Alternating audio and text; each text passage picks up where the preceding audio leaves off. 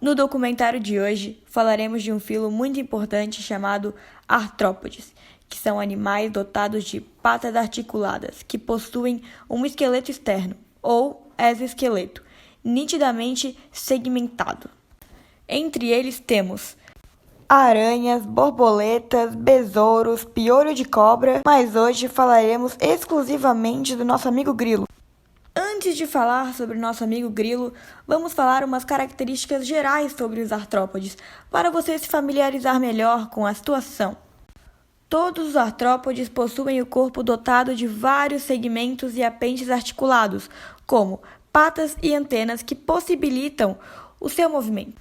Além disso, esses invertebrados têm o exoesqueleto, que confere rigidez e impermeabilidade. E esse exoesqueleto é composto de quitina, um polissacarídeo nitrogenado, que o torna mais resistente. Os artrópodes também possuem o corpo dividido em cefalotórax e abdômen, ou em cabeça, tórax e abdômen, o que é o caso do nosso grilo.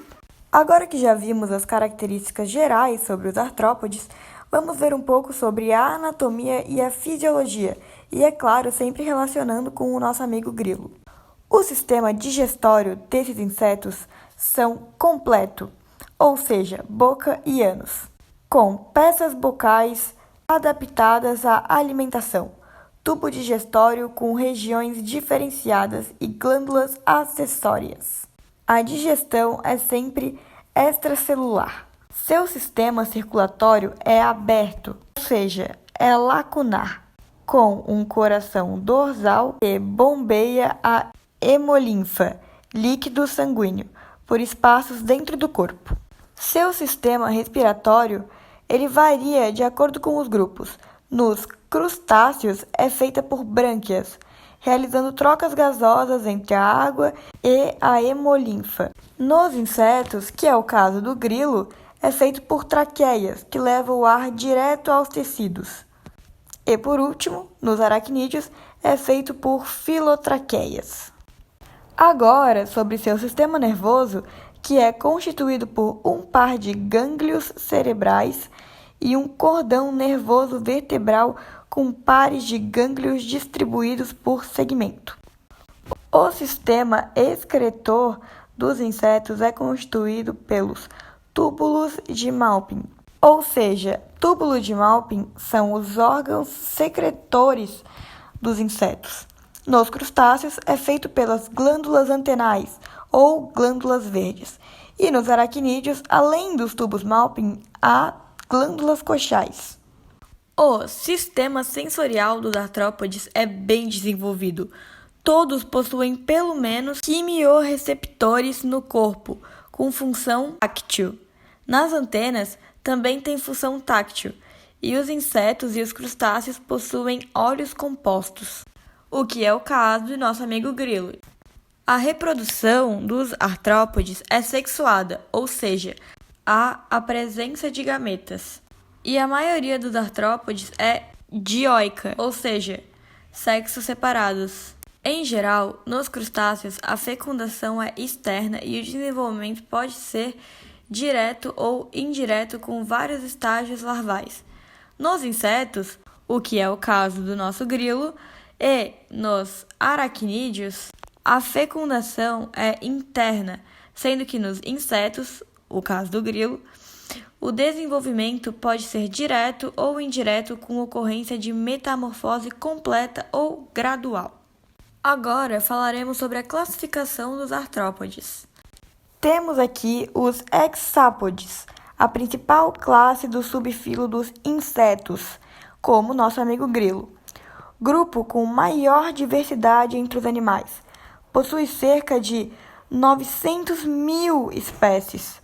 Possui 3 pares de patas e 2 pares de antenas, além de 1 ou 2 pares de asas.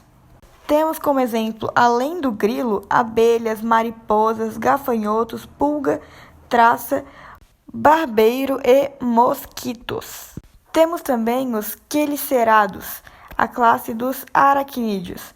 É composta de animais com 4 pares de patas e sem antenas. No lugar de mandíbulas, possuem quelíceras e palpos, sendo assim chamados de quelicerados. Entre eles, exemplos: aranha, carrapato, escorpião.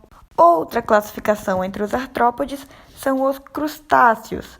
O subfilo é dividido em muitas classes, como a Malacostraca, entre eles camarão, lagosta, caranguejo e a Cirripedia. São animais marinhos, na sua maioria, e possuem geralmente 5 pares de patas e 2 pares de antenas. Temos também as miriapodes. Esse grupo é constituído de animais com muitas patas, sendo mais conhecidas como diplópodes. Entre eles temos um exemplo de piolho de cobra. São animais que têm 25 a 100 patas.